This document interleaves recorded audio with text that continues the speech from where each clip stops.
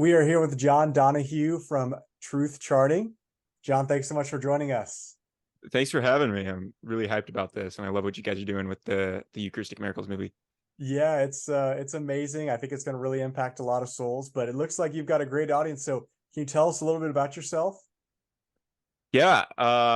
So I grew up in a pretty devout Catholic family, and I got to see a lot of the best parts of Catholicism growing up. And after high school, I went right to work in the film industry. Uh, and after a little while in the film industry, I started working for a parish. And during my time working for the parish, I got to see a lot of kids, a lot of teens go through faith formation classes. For many of them, nominally Catholics, just getting confirmation, uh, and not necessarily coming to mass on Sundays and stuff like that. Um, Unfortunately, their only view of the Catholic Church was these faith formation classes on Wednesday night. And me growing up, with this very vibrant view of Catholicism, breaks my heart that this is all that they get to see of the Catholic Church. So I stopped working for the parish about a year and a half ago, started doing full-time freelance filmmaking again while I started building a ministry called Truth Charting. And Truth Charting's main goal is it's not formation, it's not education. We use entertainment and inspiration to try to expose the full picture of Catholicism to the young Catholic who might not have the opportunity to see it. So we meet them where they're at, and where they're at is the internet. That's pretty much where Gen Z lives now. So we're on Instagram primarily, and we try to make content that's packaged in a way that they're used to seeing and content that they're impressed by. Maybe our goal is to kind of hopefully get ahead and maybe pioneer some new ways of quality that can really capture their interest and show them the full Catholic experience.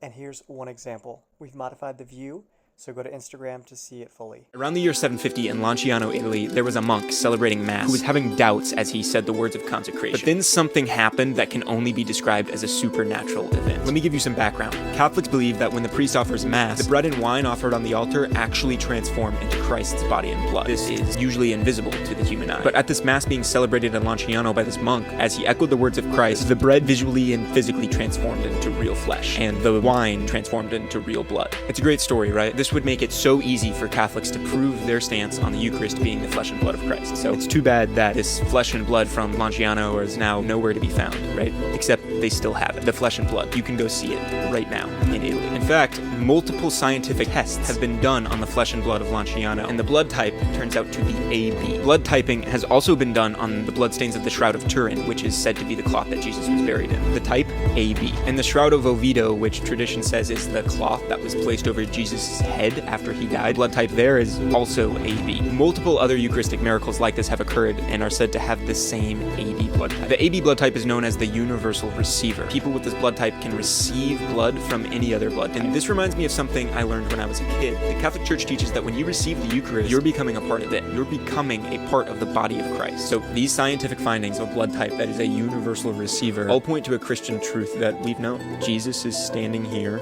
arms wide open, ready to receive anyone who comes to him.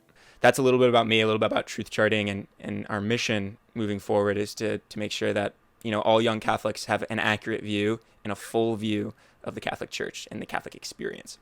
It seems like we are partnering in some kind of way and form, even with just life different kind of way. I mean, but it's that's always our goal too.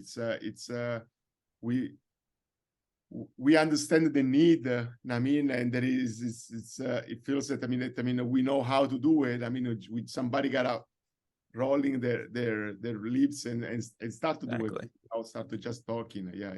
Exactly. Yeah. And if not you, who's going to do it? Yeah. That's what would happen when we were under COVID. We started to say, okay, somebody got to start to do it. I mean, it's I'd rather somebody else does it, because I mean that means I gotta put someone long all nights. I mean, for our work, but we end up to like a. Yeah, I think. I mean, I don't know how much you know about so far what we did for this movie.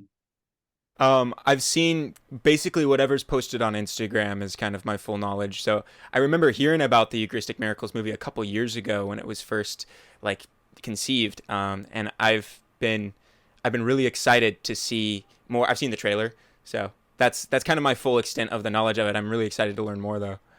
Yeah, it's amazing. So basically, what Angelo and I did is, in about 7 weeks, it'll be 3 years that we've been working on this. So Angelo just messaged me and was like, "Hey, let's make a movie on Eucharistic miracles." So we've done the documentary, investigative side of it, where we interviewed all the doctors and theologians, so many great Catholics out there, and then the live action filming, which you saw the trailer for. So meshing that together, and what is key behind that is the computer generated imaging. The CGI of these miracles and transubstantiation is going to be what really blows people's minds. And throughout all this, Angelo and I are like, man, in 2,000 years of the church that has been here, how has no one thought of doing this? We've got all these movies that they spend hundreds of millions of dollars on, and they mean nothing at the end of the day. So thanks be to God for that. And it's been a challenge rolling up our sleeves. So Angelo and I have we've put a lot into this, right? And it takes a big leap of faith. So I wanted to ask you, because in a different realm, you've dove into that. So what was it like to go headfirst into this without knowing the future and the uncertainties that go into that? Yeah. Well, throughout my childhood and high school age, I was studying filmmaking. So this was what I have wanted to do pretty much since I was 8. Is I've wanted to be a filmmaker, and I've wanted to be a YouTuber basically too. That's kind of what I grew up watching. So I felt really confident in my skills by the time that I quit working for the church and started doing freelance filmmaking to pay the bills as I built Truth Charting. It was spooky. I mean, I was leaving a full-time job to take a pretty big risk, but it gave me a lot of peace throughout. It was this connection that I was confident that I had with the Lord, and that he was calling me to do this. Around the same time that I was quitting to start diving into Truth Charting, I had started doing the Bible in a year, so I was really diving into scripture. Since I was working at a parish, I had the opportunity to go to daily mass. So I was going to daily mass. I had this connection, and I was receiving the Eucharist very frequently. So there was this intimacy and this unity that I was having with the Lord in prayer. And that took away a lot of the fear that would typically be involved with a move like this. And just, over the past year and a half, it's been up and down. Like, is this going to work? Do people want this? Do people care about this? Are people going to, financially support this kind of thing? Is it going to be possible, or is this going to be my side thing? Am I going to have to, find a real job, quote unquote, to pay the bills? And recently there's been I've been blessed with some traction on Instagram that has really brought a lot of hope to the mission. And I'm so excited to see what the Lord does next, because it really feels like we're on the cusp of something. The cusp of something that we started out to do a year and a half ago, and it's finally becoming a reality. Yeah, I saw it's well done and stuff. I mean, how many people there are? I mean, how you thinking, how you see the future, how you start to organizing. I mean, what's the plan? Mm-hmm. Yeah, so for the next 5 years, we're going to focus on building the social media aspects of Truth Charting. So just getting the name out there and putting Truth Charting in front of people. Our goal for the next 5 years is to show the adventure of the life with Christ. So really just focusing on Catholic experience and, making the name recognizable, so that people can really know what it is. After that, we hope to kind of launch a branch project of Truth Charting that dips more into the formation side of things, and hopefully offer a lot of resources to parishes and things like that. But that's definitely in the future, and we have a long way to go before we're there, I think. But I mean, for the next 5 years, it really is just watching closely the trends and watching closely where our target audience is. Right now, our target audience is on Instagram. Next year, a new app could come out, or next year, something new could come out, and the entire audience moves somewhere else. I would say 3 years ago, our target audience was on YouTube. So truth charting really started as a YouTube channel and Instagram was secondary. What's happened over the past 2 years is YouTube has taken a little bit of a dive in our target audience, which is like 12 to 25-year-olds, and Instagram has shot up. So we've pivoted a little bit, and we've started, really investing into the Instagram, and that has been really fruitful, I think. We also hope to keep on that YouTube channel and continue posting there as well, because a lot of our target audience is still very interested in longer form content. But you need to be ready to pivot in this space, and that's the mentality that I have for the next 5 years is pivoting where we need to pivot to make sure that that the message is getting out to who it needs to get to. Yeah, I really agree with you. I think it's sometimes you see people, they are so focused. For example, same things they told us today. Oh, are you guys releasing the movie in the theater? In the theater? And after we saw what happened with COVID, and I mean, that was a huge awakening. And I mean, because they had to say, no, let's create our platform like it did for The Chosen in an app. So in this way, we have always a backup.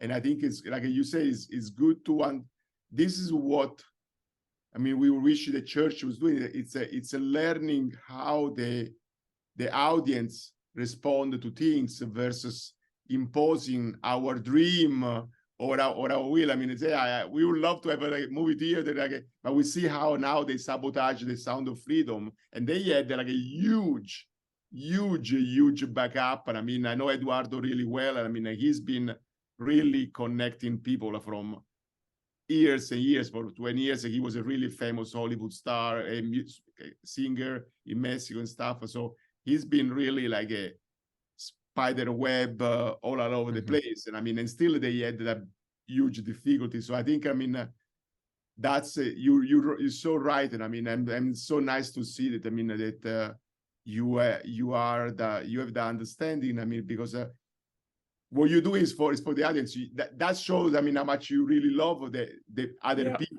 Because you need to understand where they're at. And I mean, so what's beside, I mean, understanding the technical part, and I mean, what other research you guys doing? And I mean, to implement your creative planning, and I mean, your videos, your stuff, and I mean, what's like? Yeah, I think the next steps will be building a team to help with the content creation. Right now, it is primarily me working on the content. Just this in an upcoming video, I've actually collaborated with a couple of my close friends and roommates. So one of my roommates has actually helped doing research and scripting for one of my future videos about apostolic succession. I realized my own strengths and weaknesses, and I think if I had to call them out, I would say maybe my strength would be in the creative and technical side of things, and maybe in the presentation. However, on the research side of things, although I really enjoy doing it, I think I'm good at it, I'm pretty slow with research and script writing and things of that sort. And so I've been enlisting the help of some of my close friends and roommates who have been really helping at like researching some of these Catholic topics, because I mean, that's one of the main reasons that I don't think I want to focus on formation for the next 5 years, is because I love formation, but I don't necessarily know if that's one of my strengths right now. And building that team over the next 5 years will give us that ability to actually make sure that when we start doing formation, we can do it right and we don't make mistakes, because formation is super important. And if you make mistakes, then you have thousands of people who watched your video either misinformed or really angry at you. So that's why I've been pretty careful with the research and and distribution of the content that we're making. So trying to enlist the help of other people to help me with the research, things like that. The research that I've done has really been in the algorithm. So I do a lot of research in what's trending right now and what does the target audience want to see. What I've realized right now, target audience 13 to 25-year-old Catholics, and Catholics who are into their faith. They want something that they can share on Instagram, something that they can post onto their story and show the really good parts of Catholicism to their friends who aren't Catholic. They want reasons that they can share to say, this is why I'm proud to be Catholic. And it's a little harder to come by. So that's where I'm focusing my energy, is like, okay, what are the aspects of Catholicism that the young people are really proud of? And so then I try to highlight those and package it in a way so that even non-Catholics can see it and, have a reaction. That's great. Now, you mentioned that you grew up having a great Catholic upbringing and stuff like that. How did the Eucharist change your life? Did your parents, foster that, or was there some other event related to that? Yeah, absolutely. I grew up going to church camp pretty much every year. Our family went to a Catholic family camp in Bloomingdale, Ohio, and it was just so crucial to my siblings and I growing up. This was our favorite place on earth. So, total opposite of what a lot of young Catholics experience as their faith formation class, where they have to go sit for another 2 hours after sitting in school for 8 hours all day. That was not my experience of the faith. My experience of the faith was vacation. This paradise, basically, where all my best friends are, and we're all devout Catholics, and we get to love the Lord together at this camp. It was crucial. So that camp I started going to when I was 1 year old, and I don't think I've missed a year since. So I've been going for 22 years, and I'm going back next week with my dad. So just incredibly My friends grateful. just got back from there. Really? Yeah, I Yeah. actually met my father-in-law for the first time there. Okay, so you've been as well. Yes, yeah. My grandparents used to Great. work there. Yeah. I'm just gonna say the name of it, Catholic Familyland. I So yeah. the more I think it's good even to sharing this kind of stuff. So in this way, the audience can do research, because sometimes missing that one is a missing opportunity to giving a trust stamp for it. Because someone are bad, but someone are really good. So Yeah. talking about it. Yeah. Yeah, so John, Catholic. can you explain what Catholic Familyland is? Yeah, absolutely. Catholic Familyland is it's a family apostolate, and their goal is for the consecration of the family to Jesus through Mary in union with Saint Joseph, with the Holy Family. And a lot of their spirituality pulls very much so from JP2 and St. Louis de Montfort, I believe. And they have one of the things that really stuck out to me as a child was that they had the staff there, the team, are consecrated lay people who have totally dedicated their life to this mission. They don't get married. They are they're totally consecrated. It's almost as if it's like a religious order. So they have men and women living in community on this campus. It's like 900 acres and beautiful rolling hills in Ohio, and there's just cabins and playgrounds and all kinds of attractions and sports for families to come and actually have both a really fun experience and a really spiritually moving experience. And through these summer camps that they host, they use that to form the families in this idea of consecration, consecrating their family to Jesus through Mary and in union with Saint Joseph. And that spirituality was huge for my family growing up, and we ended up bringing that fire back home, and we would pray the daily rosary, we'd be practicing, and we started hosting a weekly rosary at our house where all the other families would come, and then through that we started bringing more families up to this camp. And I think it was a really vibrant experience for most everyone who took part in it. what was a day like? Can you, the one that probably you remember the best? I mean, something so people can get it. And I mean, because, I mean, I'm really interested because I mean, it's like we recently part of the film we filmed in a kind of like a camp like that one. I mean, with Santiago Retreat Center, which is outstanding, beautiful, and they're growing to making as beautiful as you do it. I mean, so it's kind of nice to see. And I mean, yeah, please let me know what it's like. Yeah, your average day at Catholic Familyland looks like you wake up and you go to mass with the whole family, and you get to sit together with your family. You get to sit next to your friends' families, and everyone's sitting together. And then in this huge auditorium, they'll open the curtain, and you'll see about 55 altar boys walk in cassock and surplice, and in just beautiful procession. It's because I mean, you've got tons and tons of Catholic families. Everyone's driving a 12-passenger van. You have no shortage of altar servers.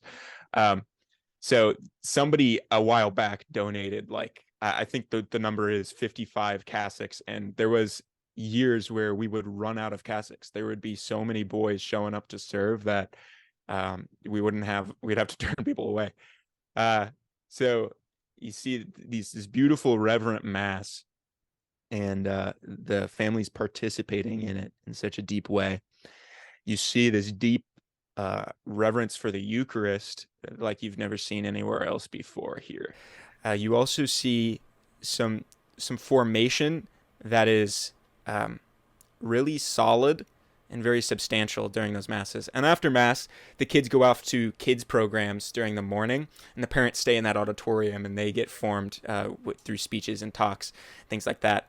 And the kids programs are fun and engaging and also offer formation. And then after that, around noon, all the families have free time, and you can do whatever you want on the camp. They're hosting volleyball tournaments, football tournaments, ultimate frisbee, baseball, soccer, all kinds of stuff like that. They got swimming pools. It's truly just an open, free experience there. I've never felt more free than I have, I think, at Catholic Familyland. Also, it's such a safe place. Families feel really comfortable letting their kids run around. And there's a lot of safety measures and stuff as well. So the families, maybe it's a restful experience for the parents too, where they don't necessarily have to keep this eagle eye on their kids at all moments, because it's a pretty trustworthy place. John, I don't know. Do you remember Cardinal Lorenzi?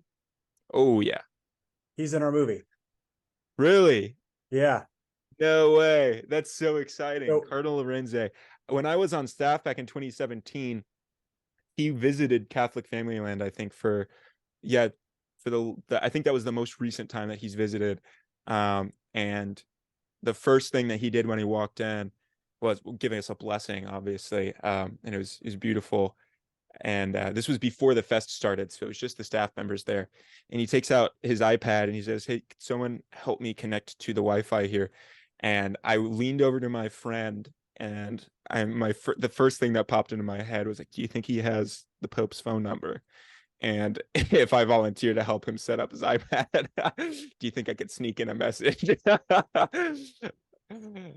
that is so cool. Yeah, he's 92 years old, and we went over and filmed with him, and it was amazing. So he said some great stuff, and we were like literally like 20 feet away from the arms of St. Peter, like the columns. So yeah, he says some amazing stuff, and he's so great. But he was really foundational in getting Catholic Familyland bigger, and he's just an amazing cardinal. And it's really joyful. I mean, it's really like you don't see the fatigue or the ego, the pride. It's so remarkable, the fact. I mean, it's so simple. You're always smiling. It's really an interesting guy. Yeah, it was so moving. Another fun thing with Cardinal Lorenzi is when you're altar serving with him, he'll move the book from your chest to your head. So if you're the altar server serving with him, you have to hold that book up like on top of your head, and it looks really awkward. I also remember from when I was younger and Cardinal Lorenzi was making visits to Catholic Familyland that he was really active. He would, after mass, he would be out there playing tennis with the kids. It was so cool to just see a successor of the apostles, somebody like really, pretty high up in our church hierarchy, here in the grassroots area, just like interacting with the Catholic families. Such a beautiful and holy man. Yeah, very thankful for Cardinal Lorenzo. Wow, I didn't know about that one. That's pretty awesome, man. Mm-hmm. Wow. Wow. How long ago was that when he came? Approximately. I think the last time he came was in 2017. Wow. Mm-hmm. Pretty recent. I guess it's no aging, man. It's like, Yeah. That man does not get tired.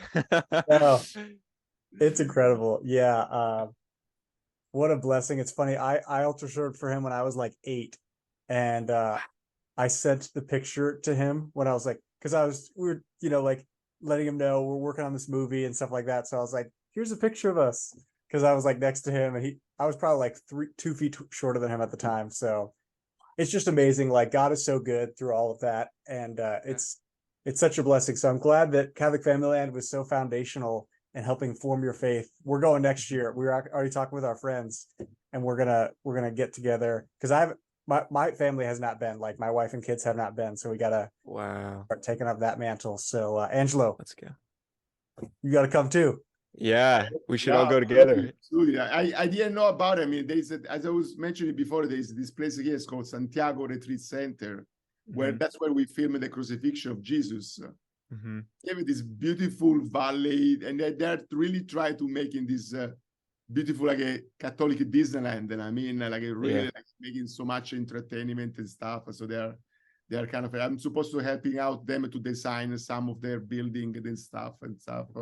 So, but it's that's where we filmed too the one scene for the resurrection part of Christ, the road of Emmaus, that one there too. I mean, so we kind of built this really nice house, like a period times style house, and I mean, it was so remarkable. I mean, to have a all place for you. I mean, and then like, as soon as we finished, there was like a bunch of like 100 kids. We had to leave because I mean we had to give the privacy for everything. And so it's good. It's remarkable to see there are stuff out there. I mean that people they're trying to bring in the faith with. Yeah. Wow, that's exciting. I can't wait to see the movie. Angelo, where is that camp in the world? Yeah, it's here in California.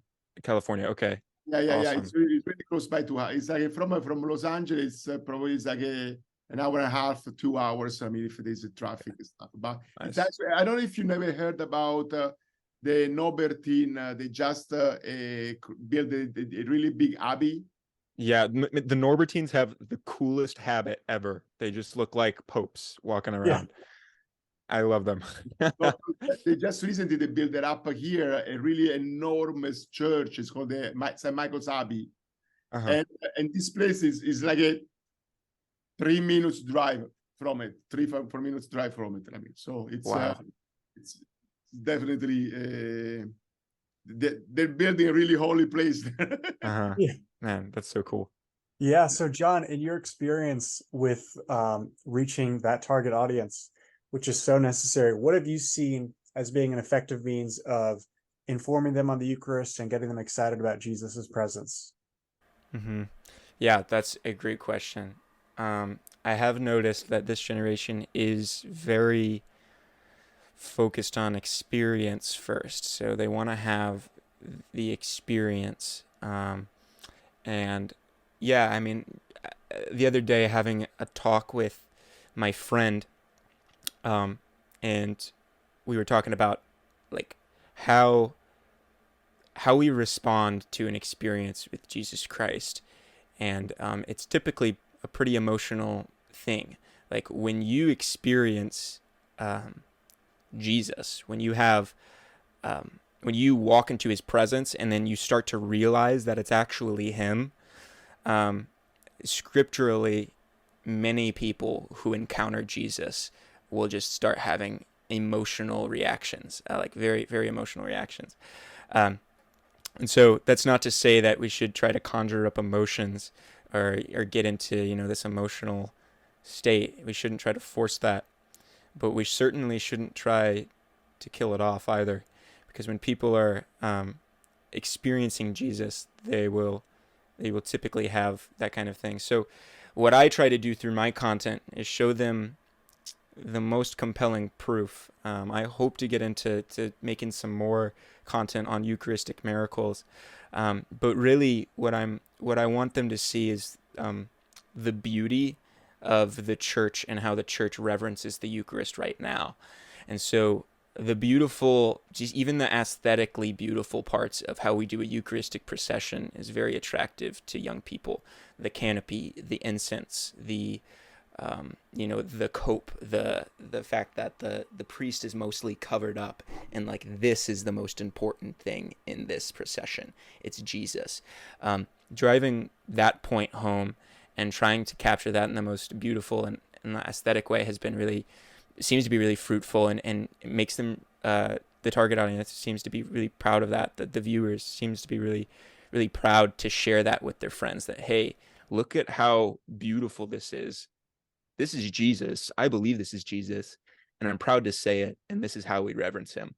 And so finding that, the beautiful ways that our church traditionally reverences the Eucharist, and then trying to bring that across in a way that, and we'll use trendy music. We'll use methods that they're used to watching on Instagram to try to, package that in a way so that they can kind of fit in with their secular friends as well. But really, it's all focused on, this is what I believe, and I believe that Jesus is present in the Eucharist. That seems to be pretty effective for the sharing portion. As far as like, yeah, I hope to dive more into the, like, really offering them some journalistic proof of like Jesus's presence in the Eucharist, and particularly like talking about some Eucharistic miracles would be awesome. So I hope to get into that maybe sometime in the future. I think it would be nice if we can create some sort of partnership, some collaboration, because I mean, our goal is as well is to provide the material so others can after spread and utilize it. For example, when we tried at the beginning, we were a little bit naive. I mean, so we kind of thought us, okay, let's make this movie. We can ask to Mel Gibson to lend us part of the Passion of the Christ. So this way we don't have to filming all this kind of scene. But then they say, no, you cannot dissect it. You cannot utilize it for no reason stuff. So that was something me and Ray, we click as and says, oh no, we want actually people to, so for you, when we finish the movie, we want you to dissect and to place and to show him. I mean, wow, why we are to hold in a treasure when we all serving God. And I mean, so even Ray, can you explain as well about the plan for the platform too? I mean, you did a really good job last time. Yeah, so we have a platform that will show, of course, the movie, but that'll be just 2 hours, maybe a little over. It's so much content. I mean, just one of the interviews is 3 hours long, and that's with one of the medical doctors, so that makes more sense. But a lot of these interviews are like almost an hour, if not, more. So we can't fit all that in a 2-hour movie. So there's going to be, small sections of the people that we interview in the film. But then when you go to the app, you can see the long form interviews, the raw footage, the biblical scenes, right? John 6, man, we literally, when you watch the movie, it's Bible verse after Bible verse. We didn't like make things up or throw things in there. So I was listening to John 6 and watching it happen in real time. And it's like, wow. But, so these are things like the full scenes will be available there, so the 2-minute or 3-minute John 6 scene, which is actually 10 minutes or 8 minutes of actual footage, can be seen there. So it can be used in, RCIA courses in First Communion. So people can see this stuff and it can be informative. When we're done with the film, Angelo and I would like to sit down and explain some of the details and nuances that you wouldn't catch if you just watch the film. It's like, oh, did you notice that? This is why we did this. Like the St. Thomas Aquinas boat thing that you mentioned before, Angelo. There's all these things that are so deep that you can't unpack in a 2-hour movie. Yeah. Be there afterwards. In addition, there's recommendations that the mother of Carlo Acutis did. So Blessed Carlo Acutis is blessed in the church. and she did these animations on the miracles, and they're really great. And there's behind the scenes and other items that will be there for everyone to see. Wow, that's huge, guys. That's like that model that you're building of just like, not just making a movie, but making an app that also has the resources for people to learn more. That's going to be huge for the church. I mean, um, I'm even more excited now because I didn't know that. Wow, that's huge.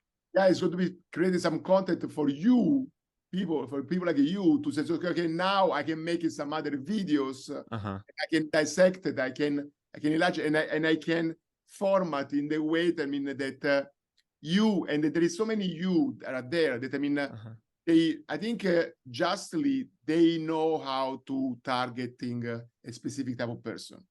Precisely. Yeah.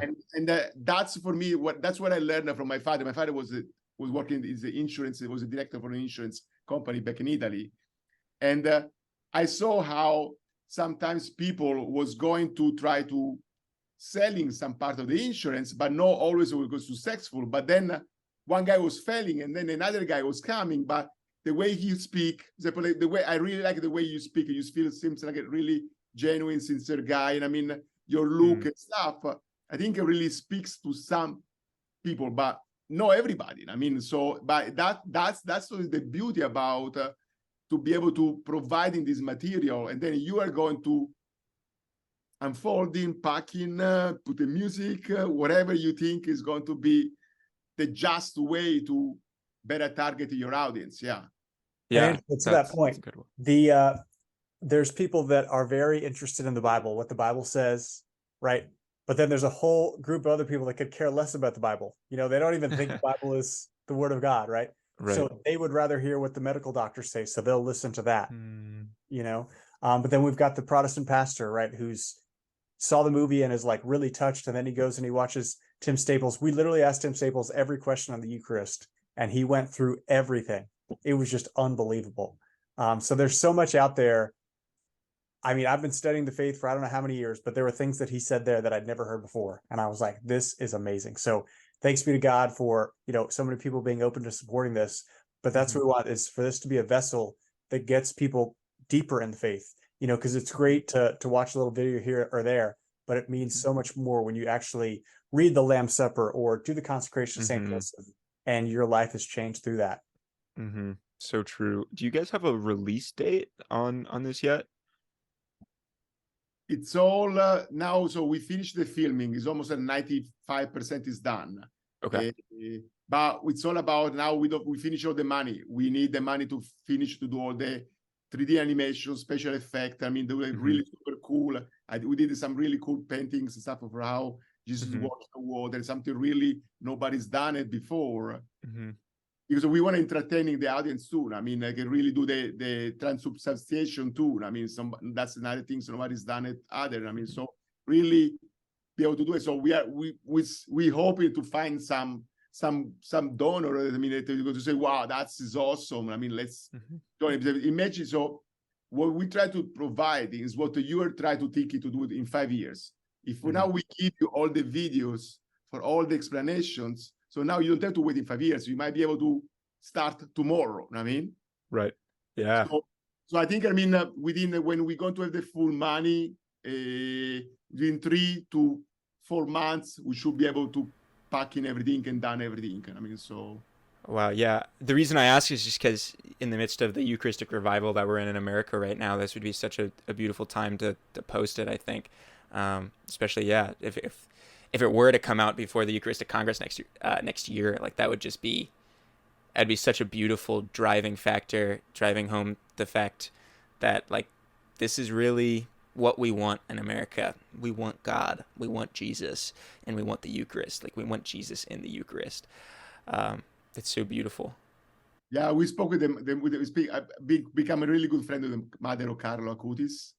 And she always tell me, Angelo, we need to finish this movie for those dates, because I mean, I think there's a good chance that they're going to make in Saint Carlo. I mean, on that date. I mean, so wow, enough miracles now. So, but they want to try to merge in to that specific date, and I say, I know keep praying your son.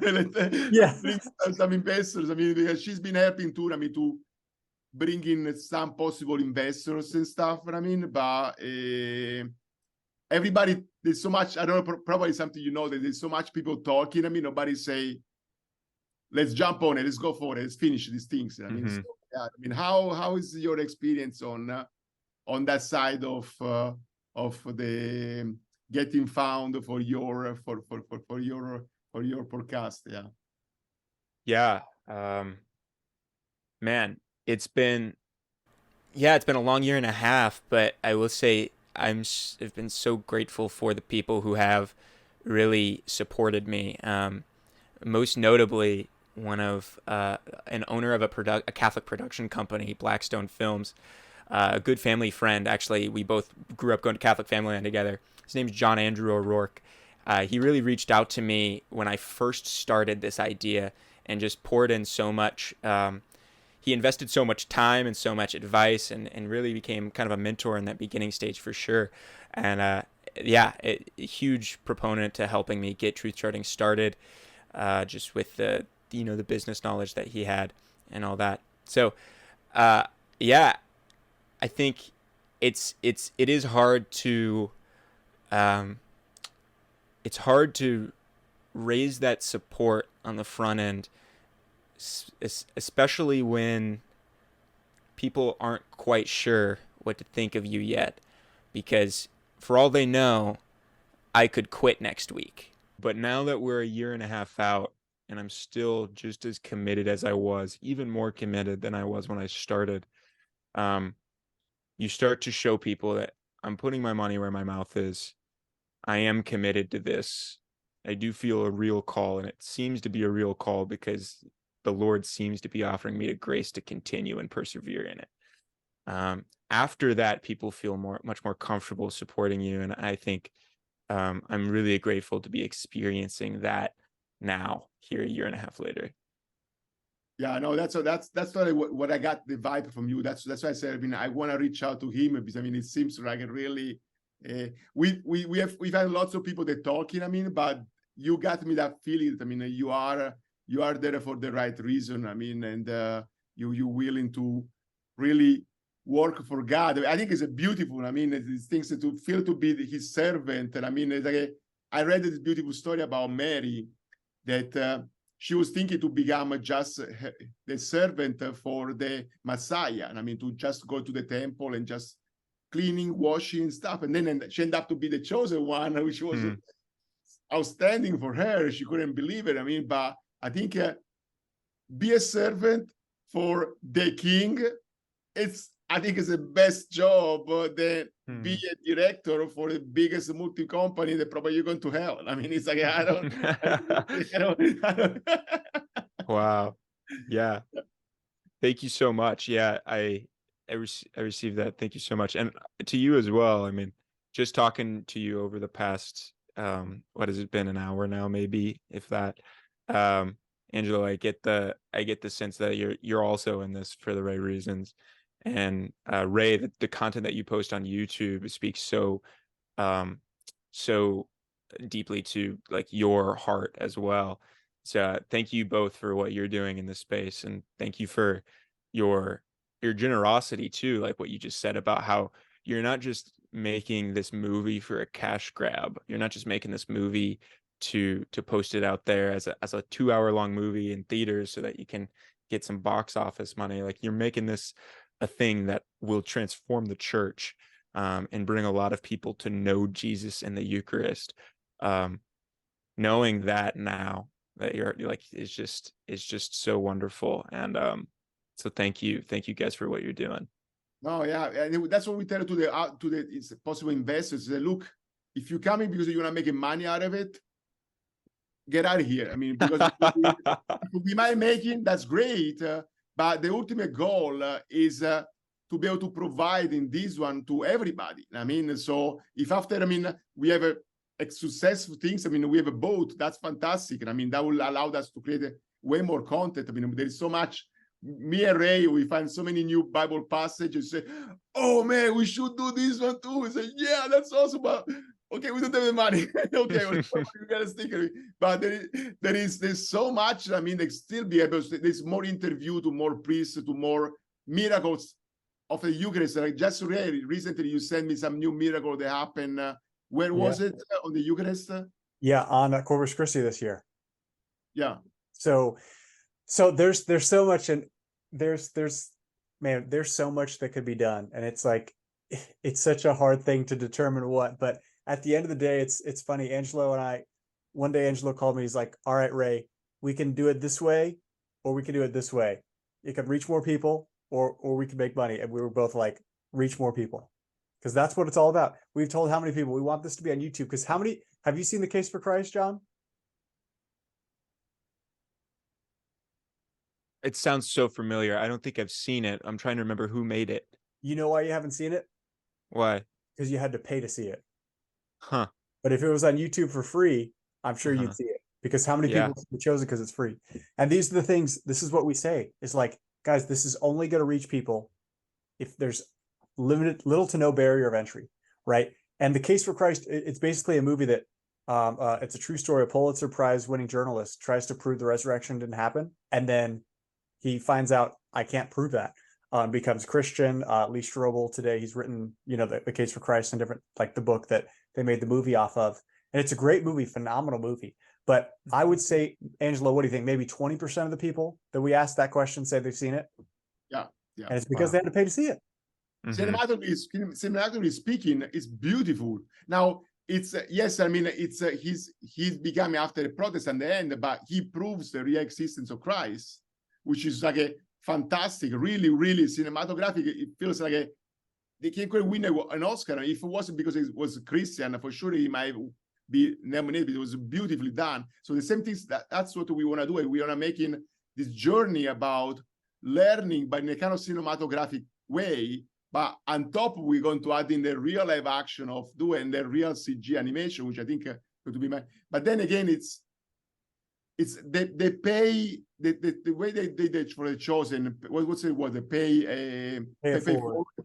I think it's the true Christian way to do it. I mean, it's like you have money, you pay, and you pay with the goal.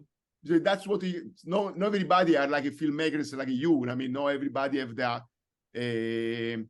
knowledge about how to do it. But if you cannot do it, then you helping with what you have. But we all work together for Christ. And I mean, that's why for me, I want to keep in the concept about money and trusting God providence and trusting the kindness of people to say, okay, Lou, you know what? We can't complain all the time that the church is closed or cannot have a Eucharist or cannot have a place like you're mentioning to go as a children to experience this beautiful place. If nobody donate the money, nobody's going to be able to be inspired to fighting. And I mean, it's where did you get your drive? And I mean, why you think that sets you apart for some of the hundreds of people that went on that retreat center? I've had a moment in my life that I can point to as like the moment that my life changed.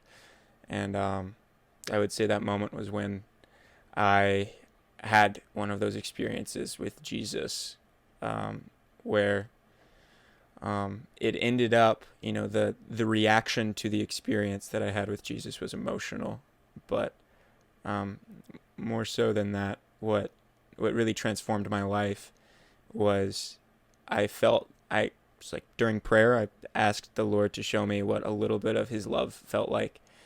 And he did. He showed me a little bit of what his love felt like. And it was so overwhelming of an experience that I point to that moment. And that was the moment that, like, I was 19 years old at that camp. And nothing has ever been the same since then. And I think that moment was really when he put into my heart that he had a special calling for me of some kind. And then ever since then, it's just been a full surrender to God and his will and not mine, and trying my best to surrender every day since then. Yeah, so I would say like that's kind of the moment that I can point to is is maybe the moment that everything changed, and I felt like maybe God had something special for me. That's awesome. Amazing. Yeah, thank you for sharing that, John. It's I was just listening today to a podcast about were the martyrs, the first Christians, actually martyred for that, or was it some other thing? And I started listening to this atheist, podcast he did on different things. And I always find in their approach it to always be so like negative and like base, right? Like, can we see it or not? Right? Like, is it proven or not? And if it's not, then why would I believe it? And I think so much of the faith has to be that we don't know what God has in store or why he does things, but there are times in our lives where he like shows that he's there. And it's amazing that was that. And what a grace that is to receive, because a lot of people have never gotten that. So thanks for sharing that. And it's just great to see you in your early 20s working so hard for him. And we had an interview with, like, I think he was 17, and he was like, yeah, I started this YouTube channel and it's been so helpful in my faith. And I was like, well, then I guess we all have to have these 17-year-olds start YouTube channels. And it's like, obviously that's not feasible, but it's turned out pretty well, right? Yeah, it sure has.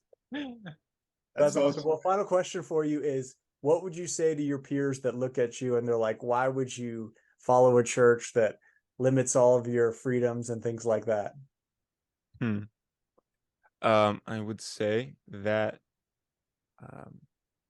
one can be enslaved to their own desires, and I think Jesus is really the one who sets us free. And when you dive in and when you surrender your life to him, you realize that through that surrender, through the surrender to the true Savior who can break every shackle, when you surrender to the person who like actually wants to have a true relationship with you, it's not just he's not pointing a figure, he's not just a judge.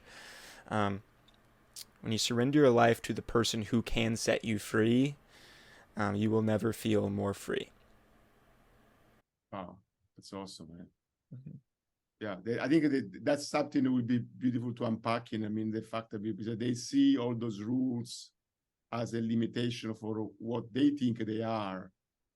And I think, I mean, Fulton Sheen I really love Fulton Sheen. The example he does is so out of this world. And I mean, he say, if you buy a Ferrari and they tell you to put a gas in this hole, would you put a perfume Chantel number 4 on it, or are you going to put the gas down? It's because he's a maker and he knows how would you explain with your know your crew? I mean, what the rules are and why like it almost like what you spoken before about. How can you dissect it a bit more for them? These so-called rules. I mean, what they Yeah, well, that quote from Bishop Fulton Sheen is an excellent analogy. Here's another good one. It's not really even so much an analogy as it's a little bit more on the nose, but if you surrender your life to God, the only thing that you have to lose is who you were never made to be. Yeah, that's a quote I heard from Jack, a man at Catholic Familyland who was giving a talk.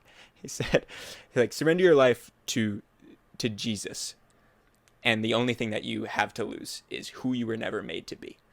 That was another one of those enlightening, life-changing moments that really changed everything. That is a mic drop. Well, I don't think we could top that in this show. So, John, thanks so much for joining us. Can you share where people can learn more about you? Absolutely. We have a YouTube channel at Truth Charting. We also have an Instagram channel at Truth Charting. And if you'd like to learn more about what Truth Charting is, you can do that at truthcharting.com. Great. Well, thank you so much for your time. I really appreciate it.